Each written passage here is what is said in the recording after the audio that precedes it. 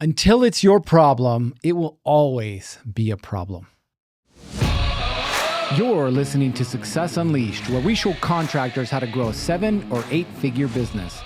My name is Garrett Bake, and I've helped over 1,000 contractors and trade business owners just like you put the people, processes, and plan in place to create ultimate freedom.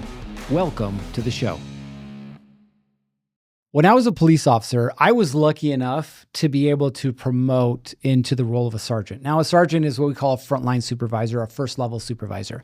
So I was lucky enough to promote from being, at that time, a detective to a sergeant. Now, there's additional responsibilities that come with being a sergeant, right? One of those, and the biggest one, is managing people. So now I've got a team of 8 to 10 police officers that I'm responsible for.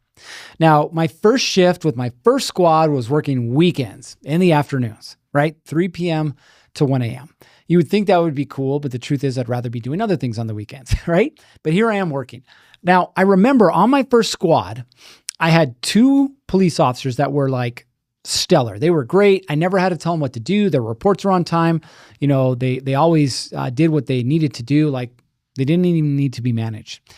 I had a few other ones that were kind of in the middle. Every now and then they need some reminders, or every now and then they need some corrections. And that's kind of how things were. But I had one guy, and I won't reveal his name, that was a PETA, right? Now, PETA is a pain in the ass.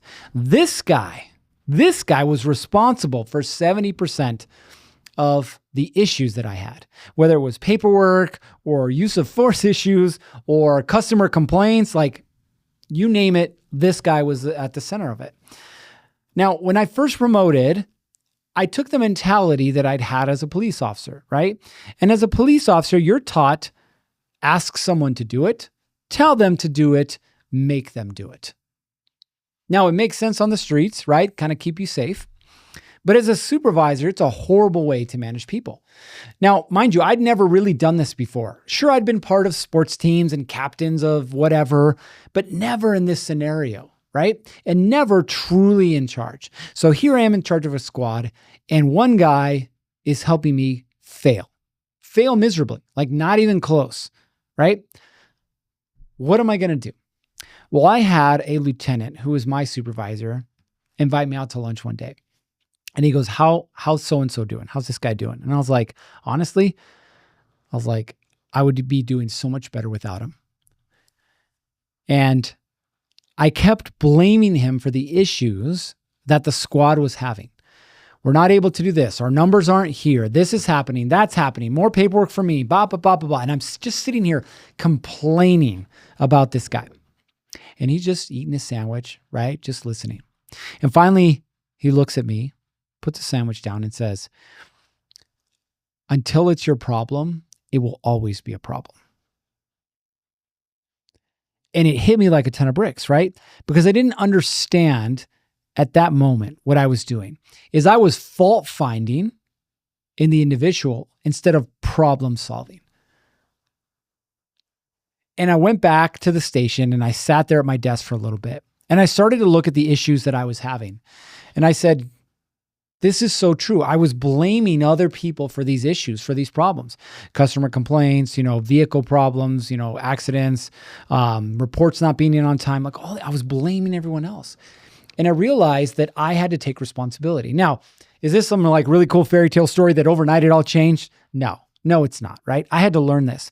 One of the first books that helped me incorporate this was Extreme Ownership by Jocko Willink. If you haven't read it, if you are a reader, yes, it's available on Audible. I highly recommend reading it. Jocko Willink was a Navy SEAL commander who served in Iraq. So he wasn't just a Navy SEAL, he was actually a SEAL commander. And inside of the book, he talks about different principles, right? But the first principle that he talks about is extreme ownership, right? And that is owning the problem.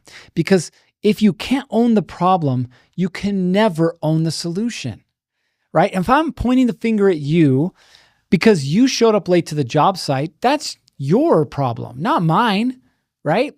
If you can't get your job done on time and you're one of my subs and I'm pointing the finger at you, that's your problem. That's not mine, right? And unfortunately, as contractors, and I called it a learned trait, right? There was somebody else that blamed you. And so you're just like, well, I guess that's the way it is. So I'm going to blame you, right? Pass the buck. Congress likes to do this, by the way. Politicians. We like to pass the buck instead of just accepting responsibility, right? Now, here's the truth. Just because it's someone else's fault doesn't mean it's not your responsibility, right? It's still your responsibility. You still own it. I'm not going to take you off the hook, but I'm going to own it. Back to my original story. Now, this particular police officer who had been in internal affairs and had all of these issues, I sat down with him and I said, what do you want, man? What do you want out of this situation? Like, I'm not going to take you off the hook for these things that have happened, right?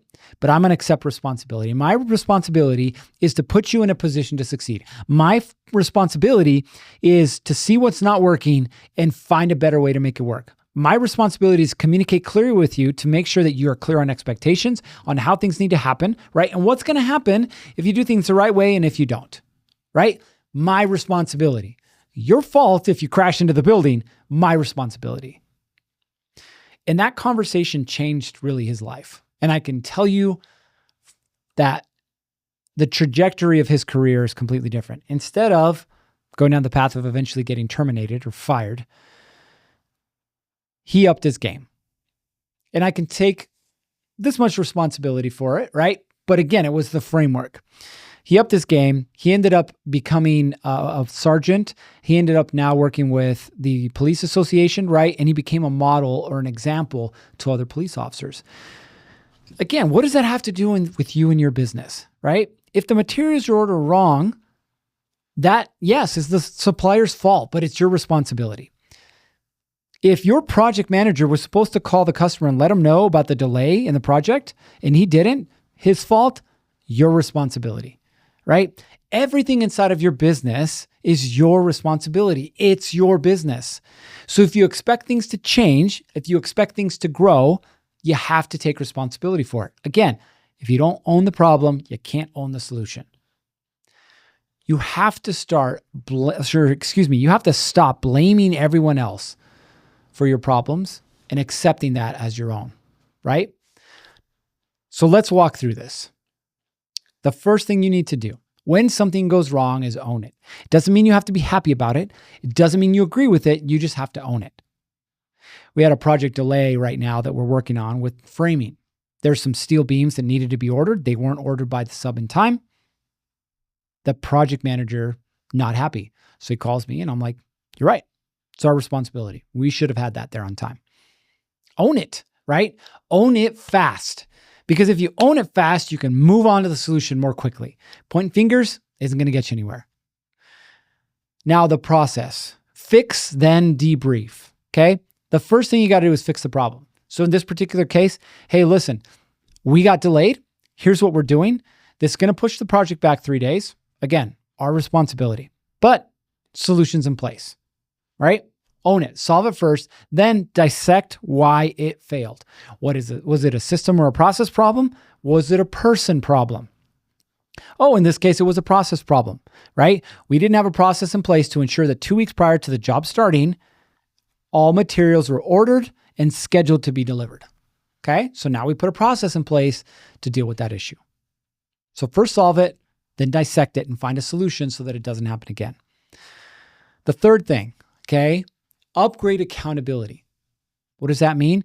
You can tie incentives or bonuses or conversely consequences to clear responsibilities for your team. Now, if it's just you, congratulations, it's just you. But if you've got a team, okay, and you want them to elevate their game, give them the opportunity for reward, but also let them understand that there's consequences. We have a remodeling contractor that we're working with right now. He's going to piece rate with his employees. What does that mean? That means that he's going to pay per job. There's incentive inside of that because if they get more jobs done, they get paid more. But there's also consequences. If it's not done right the first time, then there's a deduction from the amount of money that they could have made, right? So incentivize them, reward them. There's also consequences. At the end of the day, understand that when you shift from fault finding to problem solving, not only does your mindset change, but you're going to see the standard of your work increase. You're going to see the standard and the expectation and the accountability of the people around you increase as well. All right. You know what time it is. It's time for you to figure out how to run your business better. So we invite you to join us in our free BuildPro community. The link's down below.